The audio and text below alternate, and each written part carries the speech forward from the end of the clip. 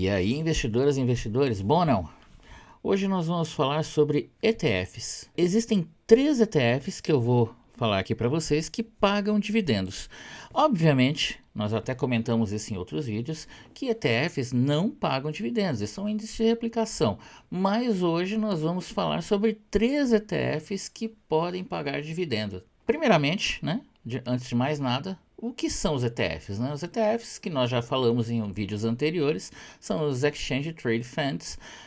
Eles são basicamente fundos de investimento negociados em bolsas de valores que buscam replicar a rentabilidade de um determinado índice.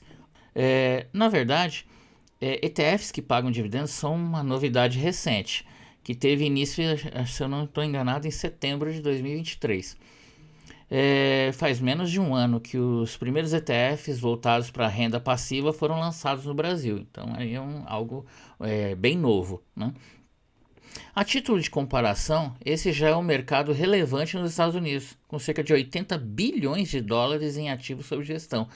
No Brasil, cujos investidores possuem um perfil mais rentista, esse é um mercado que tem tudo para crescer de maneira expressiva. Bom, então, conforme eu disse, vamos falar aí sobre 3 ETFs que pagam dividendos na Bolsa Brasileira, que você pode adquirir. O primeiro da lista é o NDIV11, do Nubank, lançado em parceria com a B3 em setembro do ano passado. O NDIV11 busca replicar o mesmo desempenho do índice Ibov Smart Dividendos, que seleciona empresas brasileiras de histórico consistente de pagamento de dividendos nos últimos 6 anos e que também fazem parte do Ibovespa. Na carteira tem nomes como CEMIG, ISA, CETEP, BB Seguridade, ENDE, entre outros. Assim como o BOVA11, o NDIV11 também acompanha de perto seu índice de referência.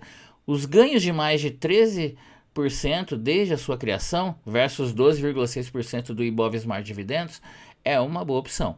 Contudo, vale ressaltar que os dividendos das ações não são regulares como os dos FIIs, por exemplo, que pagam seus proventos de forma mensal. Até existem empresas que pagam dividendos mensalmente, mas não é uma regra. A periodicidade varia de empresa para empresa e o que importa, no final das contas, é o rendimento anual de cada uma. Pelos dividendos das empresas investidas não serem homogêneos, os pagamentos do NDIV11 também não são tão previsíveis assim. O dividend yield mensal vai de 0,2% a 1,2%. Desde setembro, o seu dividend yield acumulado é de 4,7%.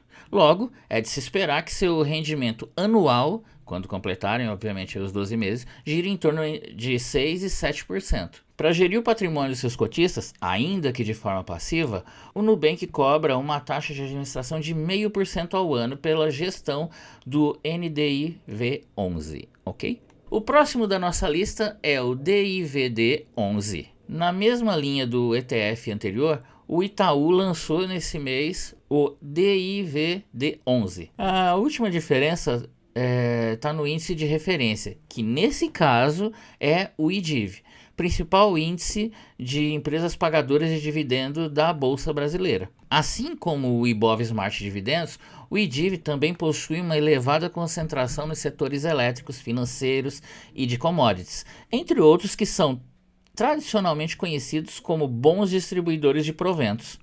Sendo assim, o dividend yield esperado tende a ser o mesmo do primeiro ETF da lista e que está em linha com a média histórica do mercado, ok? O DIVD11 também possui uma taxa de administração de 0,5% ao ano.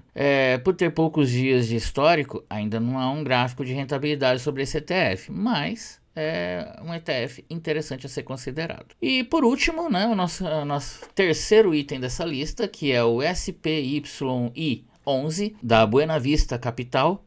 Diferentemente dos dois anteriores, esse ETF não está atrelado a nenhum índice brasileiro, mas sim ao SP500.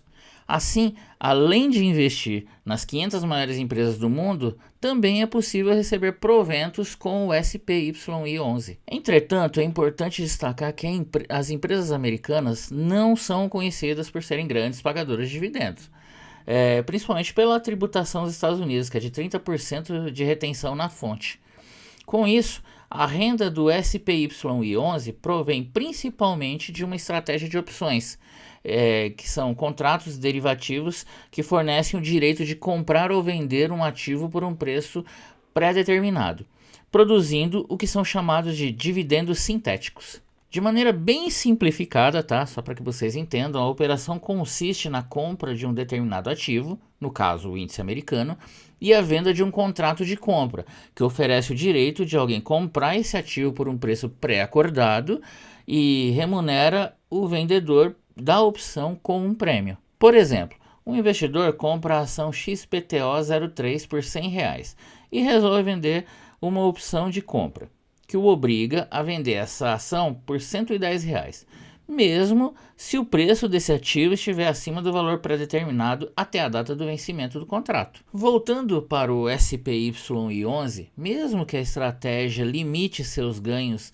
em fortes tendências de alta do S&P 500, as opções geram renda extra e ainda reduzem a volatilidade e protegem contra quedas. Quando o índice opera em queda, o ETF ele cai na sua menor proporção. É exatamente a estratégia que o ETF vem adotando e que vem garantindo o pagamento de forma constante de 1% ao mês de dividendos para os seus cotistas. Além dos proventos, o ativo também vem apresentando uma excelente performance desde sua criação, se assemelhando aí ao S&P 500 e superando, de longe, qualquer índice brasileiro no mesmo período. O SPY11 possui uma taxa de administração de 0,83% ao ano, um pouco acima dos dois primeiros ETFs, mas que é justificada pela estrutura composta pela gestora para oferecer uma remuneração mais elevada e previsível. Bom, eu vou ficando por aqui e espero ver vocês no próximo vídeo e tchau!